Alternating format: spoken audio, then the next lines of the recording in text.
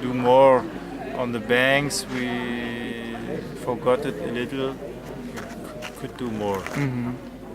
And what's the situation now in with the dam? I believe it's been started. The work is started. All what you said about the relocation of people, etc. Like there is a relocation project as well. Is that been fulfilled, or is it? So in 2010, beginning of 2010, when Turkish government announced the new finance, was reason to start the dam project. Actually, there were some preparations 2 years before, but then they started with the dam project. They have finished, I guess, half of the dam now. They have finished the tunnels, the diversion tunnels. And now they start to build the dam body. They have started to build also the new settlement for Hasankeyf,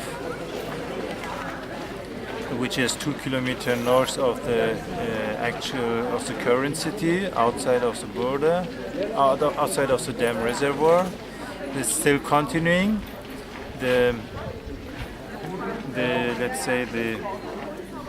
This resettlement displacement issue has been done in the dam construction sites. There are 4 villages that have been displaced, or let's say resettled 2 years ago.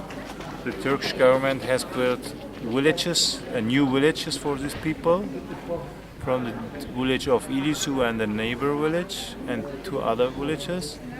They have built a new village. It seems nice if you look. They have a grassland. It's very green in the summer. It's not normal there, but they have no land for agricultural production. They have almost no land. They stay there with their houses, but they don't know what to earn. That's a big problem. They provided a house, but they haven't provided the ways of life for the people who mostly depended from land for the life. So the main income is agriculture there. Yeah. It's close to the river and the land is very fertile. But they are now in the upper parts, directly at the mountain, where there's very few land to do something. And beside them there's a rock, and they cannot use it. They'll have some animals, but this is not a big income. In Turkey, to live only from stock raising, animal raising, is very difficult. So they take in consideration the houses being lost, but they haven't taken in consideration the lands. Yes. Which they gave money to the house and the land. Yes. It's expropriation rate, but it's not so high. It's much less what the people expected. For example, they gave, let's say, 15,000 euros for the old houses. Yes? They're older houses, on average 15 to 20,000 euros. The new houses, they cost twice. So they give a new house, but they get in debt.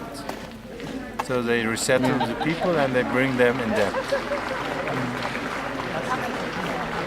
And the people are very unhappy about this. And is this people who already have like contracts of the houses, and what about like all the inhabitants of caves and so on, who were like people who didn't have like in Hasankeyf there's not yet the expropriation process. Right. They prepare it, but it didn't start yet really. But that'll be a big issue to happen. Because people in Hasankeyf, they don't want, because they know the price for the amount for the old houses will be very low, because there's a protection site and they cannot build in new houses, and cannot hire, or they cannot change the houses which they have.